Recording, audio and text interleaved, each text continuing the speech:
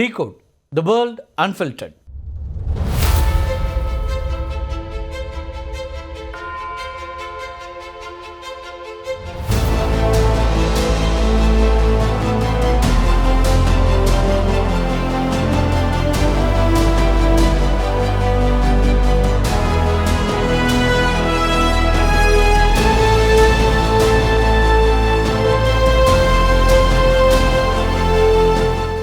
America Iran இந்த ரெண்டு நாடுகளுக்கு இடையில் எட்டப்பட்டிருக்கக்கூடிய வரலாற்று சிறப்பு மிக்க ஒரு தற்காலிக அமைதி ஒப்பந்தம் இருக்கு இல்லையா? இந்த அமைதி ஒப்பந்தத்தை இஸ்ரேலோட பிரதமர் பெஞ்சமின் நெத்தன்யாகு வேண்டுமென்றே முறியடிக்க முயற்சி பண்ணுறாரு அப்படிங்கிற ஒரு குற்றச்சாட்டு எழுந்திருக்கு. டொனால்ட் ட்ரம்ப் தலைமையிலான அமெரிக்க அரசாங்கம் ஈரானோட ஒரு தற்காலிக போர் நிறுத்த ஒப்பந்தத்தை செஞ்சுட்டு 60 நாட்கள் காலக்கெடுவுக்குள்ள ஒரு நிரந்தரமான பிராந்திய அமைதி அதே போல் அணுசக்தி ஒப்பந்தத்தை எட்டுவது அப்படிங்கிற முயற்சியில் இப்போ இருக்கிறாங்க. இந்த ஒப்பந்தம் ஈரானுக்கு அதிக சாதகமாக இருக்கிறதா இஸ்ரேல் நம்புது. ஈரான் மீதான பொருளாதார தடைகள் நீக்கப்பட்டுச்சுன்னா அது தங்களுக்கு பாதுகாப்பு அச்சுறுத்தலாக மாறும் அப்படிங்கிறது தான் இஸ்ரேலோட கவலையாக இருக்குது. லெபனானில் போரை தீவிரப்படுத்துறது மூலமாக ஈரானை மீண்டும் நேரடியாக போருக்குள்ளே இழுக்கிறது தான் இஸ்ரேலுடைய ஒரு முயற்சியாக இருக்குங்கிறது தான் பரவலான குற்றச்சாட்டு.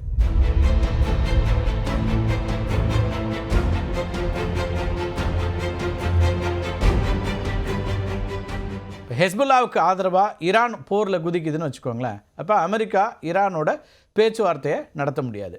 இப்போ இது மூலமாக இந்த நிரந்தர அமைதி ஒப்பந்தம் அப்படிங்கிறத நோக்கி போயிட்டுருக்காங்க இல்லையா, அதை முழுமையாக முறியடிக்கலாம் அப்படிங்கிறது தான் நெத்தன்யாகுவோட வியூகமாக இருக்கலாம் அப்படின்னு அரசியல் ஆய்வாளர்கள்லாம் பார்க்குறாங்க.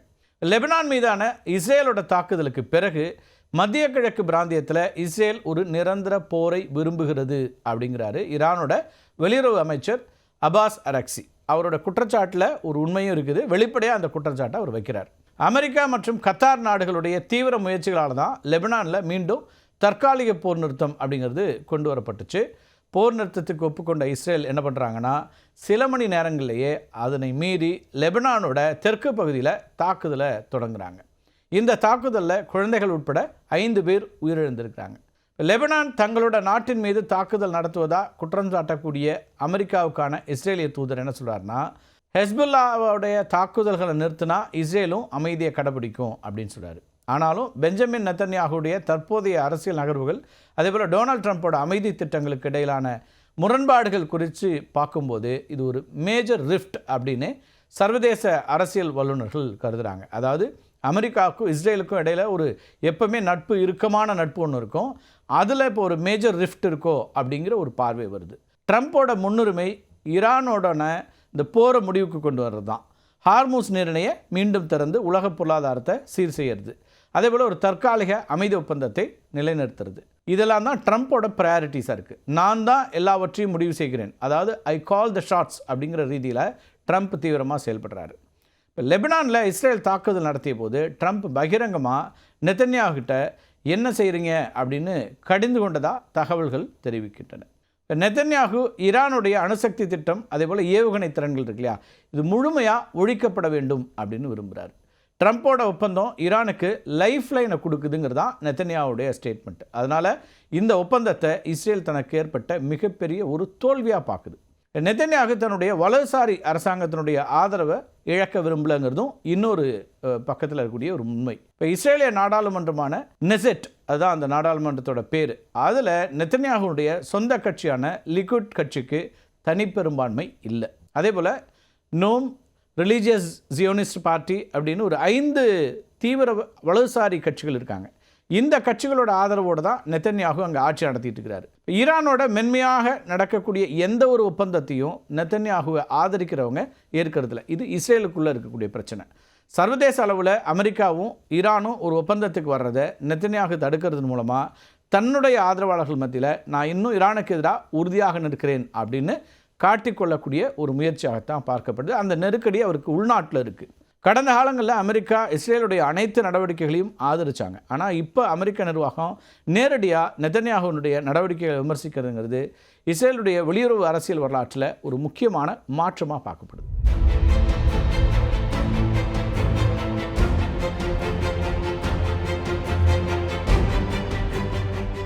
அமெரிக்காவுடைய விருப்பத்துக்கு மாறாக இஸ்ரேல் செயல்பட முடியாது அப்படிங்கிறத ட்ரம்ப் மிக தெளிவாக உணர்த்திக்கிட்டே இருக்கிறார்.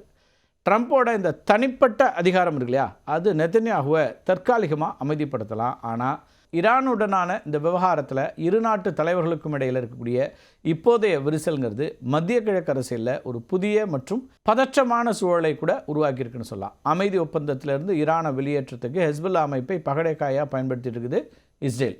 இஸ்ரேலுக்கும் லெபனானை சேர்ந்த ஹெஸ்புல்லா அமைப்புக்கும் இடையிலான பகை அப்படிங்கிறது ஏதோ நேற்று இன்னைக்கு தொடங்கியதில்லை. கடந்த 40 ஆண்டுகளுக்கு மேலாக நீடிக்கக்கூடிய சிக்கலான மத மற்றும் அரசியல் கூடவே எல்லை பிரச்சனையும் சேர்ந்தது. 1982 லெபனானில் உள்நாட்டு போர் நடந்துட்டு இருக்குது. அங்கிருந்த பாலஸ்தீன விடுதலை அமைப்புகளை ஒடுக்குவதற்காக இஸ்ரேல் இராணுவம் என்ன பண்ணுறாங்கன்னா, தெற்கு லெபனானுக்குள்ளே நுழைஞ்சு அதில் கைப்பற்றாங்க. லெபனானோட இந்த ஆக்கிரமிப்புக்கு எதிராக லெபனானில் வாழக்கூடிய ஷியா பிரிவு முஸ்லீம்கள் ஓரணியில் திரள்றாங்க. ஷியா பிரிவு முஸ்லீம்கள் அதிகமாக வாழக்கூடிய ஈரானோட நிதியுதவியும் இராணுவ பயிற்சியோடு உருவான ஆயுதமேந்திய குழுவும் தான் இந்த ஹெஸ்புல்லா அப்படின்னு ஒரு குழுவாக மாறுது. அரபு மொழியில் கடவுளின் படை அப்படிங்கிறது தான் இதுக்கான பொருள். தெற்கு லெபனானை இஸ்ரேல் சுமார் 18 ஆண்டுகள் தன்னுடைய கட்டுப்பாட்டில் வச்சுருந்துச்சு. கொரில்லா தாக்குதல்கள் மூலமாக இஸ்ரேல் அங்கிருந்து வெளியேற்றிய பெருமை ஹெஸ்புல்லா அமைப்புக்கு இருக்குது. 2000 இஸ்ரேல் அங்கிருந்து வெளியேறினாலும் கூட ஷெபா ஃபார்ம்ஸ் போன்ற சில எல்லை பகுதிகள் யாருக்கு சொந்தம் அப்படிங்கிறதுல இன்னமும் மோதல் நீடிக்குது. ஹெஸ்புல்லாவுடைய அடிப்படை கொள்கையே இஸ்ரேல் ஆக்கிரமித்திருக்கக்கூடிய பாலஸ்தீன நிலங்களை மீட்கிறது. இஸ்ரேலை ஒரு சட்டவிரோத நாடாகவே அவங்க பார்க்குறாங்க. இப்போ இஸ்ரேலோட மிகப்பெரிய எதிரி நாடான ஈரான் ஹெஸ்புல்லாவுக்கு ஆண்டுதோறும் மில்லியன் கணக்கான டாலர்களையும் அதிநவீன ஏவுகணைகளையும் ஆயுதங்களையும் வழங்கிட்டு இருக்கிறாங்க. இஸ்ரேலை தன்னுடைய எல்லையிலேயே அச்சுறுத்தி கொண்டிருக்க ஈரான் பயன்படுத்தக்கூடிய மிக முக்கியமான ஆயுதம் தான் இந்த ஹெஸ்புல்லா அமைப்பு. 2006ஆம் ஆண்டில் ஹெஸ்புல்லா அமைப்பு 2 இஸ்ரேலிய வீரர்களை கடத்தியதுனால 2 தரப்புக்கு இடையில் 34 நாட்கள் பயங்கரமாக போர் நடந்துச்சு. ஜூலை 12, 2006 அன்னைக்கு எல்லை தாண்டி வந்த ஹெஸ்புல்லா அமைப்பினர் இஸ்ரேலிய இராணுவ கவச வாகனங்கள் மேலே தாக்குதல் நடத்துகிறாங்க. அப்படி தாக்குதல் நடத்தி தான் 2 இஸ்ரேலிய வீரர்களை கடத்திட்டு போகிறாங்க.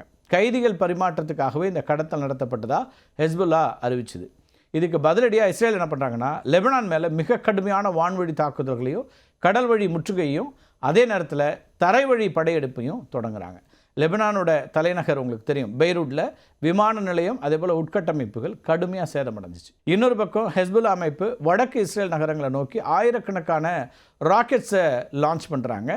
இஸ்ரேலோட அதிநவீன மெர்காவா அப்படிங்கிற டேங்கிகளை கொரில்லா தாக்குதல் மூலமாக ஹெஸ்புல்லா சேதப்படுத்தியது இராணுவ வல்லுநர்களையே வியப்பில் ஆழ்த்தின ஒரு சம்பவம்.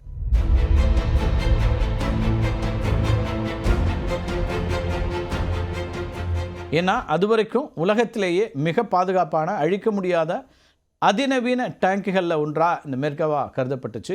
ஹெஸ்புல்லா நேரடியாக இஸ்ரேலிய இராணுவத்தோட மோதாமல் தெற்கு லெபனானில் மலைப்பாங்கான அதே போல் அடர்ந்த கிராமப்புற பகுதிகள்லாம் இருக்குது, அதை பயன்படுத்திக்கிறாங்க. இஸ்ரேலோட டேங்க்ஸ் குறுகிய பாதைகளில் வரும்போது மறைஞ்சிருந்து தாக்கக்கூடிய ஆம்புஷ் முறையை தான் அவங்க கையாளுறாங்க. மெர்காவா டேங்கிகளுடைய தடிமனான கவசங்களை தொலைப்பதற்காக ஹெஸ்புல்லா என்ன பண்ணுறாங்கன்னா, ஈரான்டேருந்து அதிநவீனமான டேங்கி எதிர்ப்பு ஏவுகணைகளை பயன்படுத்துகிறாங்க. ஆன்டி டேங்க்ஸ் மிசைல்ஸ் அதை பயன்படுத்துகிறாங்க. இந்த ஏவுகணைகள் டேங்கிகளோட பலவீனமான பகுதிகளை துல்லியமாக கண்டறிஞ்சு தாக்கக்கூடிய திறன் கொண்டவை. இதனால் மெர்காவா டேங்கிகள் பெருத்த சேதமடைஞ்சன.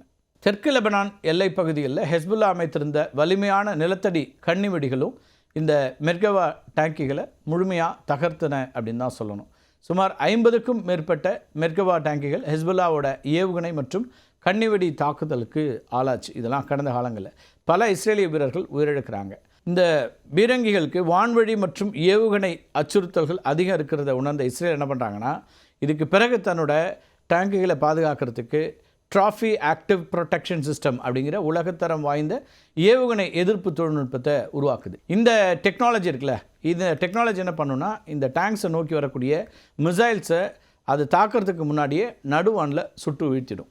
2006 ஹெஸ்புல்லா காட்டிய இந்த கொரில்லா எதிர்ப்பு வியூகம் தான் இன்னைக்கு வரைக்கும் அவங்க இஸ்ரேலுக்கு சவாலாக இருப்பதற்கான முக்கிய காரணமாக பார்க்கப்படுது. ஹெஸ்புல்லா இஸ்ரேல் போர் நீண்டு கொண்டு சென்றதுனால பல நாடுகள் இணைஞ்சு ஐநா சபையில் தீர்மானம் கொண்டு வர்றாங்க. ஐநா பாதுகாப்பு கவுன்சில் கொண்டு வந்த தீர்மானம் மூலமாக ஒரு வழியாக போர் முடிவுக்கு வந்துச்சு. இதன்படி தெற்கு லெபனான்லேருந்து இஸ்ரேல் இராணுவம் வெளியேறணும் அப்படிங்கிறதும், லிட்டானி ரிவர் அன்னைக்கு போடப்பட்ட இந்த ஐநாவோட 1701 தீர்மானம் இருக்குல்ல, 1701 அந்த தீர்மானத்தோட பேர், அந்த தீர்மானம் முழுமையாக செயல்படுத்தப்படாதது தான் இன்று மீண்டும் 2 தரப்பினருக்கு இடையில் இவ்வளவு பெரிய மோதல் வெடிப்பதற்கு முதன்மை காரணமாக அமைஞ்சிருக்கு. மத்திய கிழக்கில் அமைதியே ஏற்படாது அப்படிங்கிற நிலையை ஏற்படுத்தியிருக்கு.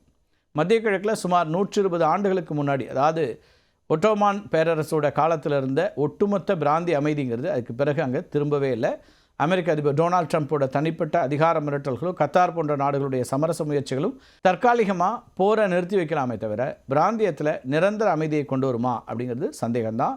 இஸ்ரேலோட வலதுசாரி அரசாங்கத்தினுடைய பிடிவாத போக்கு ஒரு பக்கம், தன் எல்லையிலேயே இஸ்ரேலை அச்சுறுத்த துடிக்கக்கூடிய ஈரானோட வியூகம் இன்னொரு பக்கம் இருக்கிற வரைக்கும் மத்திய கிழக்கின் அமைதி அப்படிங்கிறது எட்டாக்கணி தான். இந்த இக்கட்டான புவிசார் அரசியல் சதுரங்க வேட்டையில் அமெரிக்காவுடைய அழுத்தங்களை சமாளித்து இஸ்ரேலோட சீண்டல்களை ஈரான் எவ்வளவு தூரம் ராஜதந்திரத்தோட கையாளப் போகிறது என்பதில் தான் ஒட்டுமொத்த உலக பொருளாதாரத்தின் எதிர்காலமும் மத்திய கிழக்கினுடைய விதியும் அடங்கியிருக்கிறது. மீண்டும் ஒரு காணொலியை சந்திக்கலாம் நண்பர்களே. நன்றி, வணக்கம்.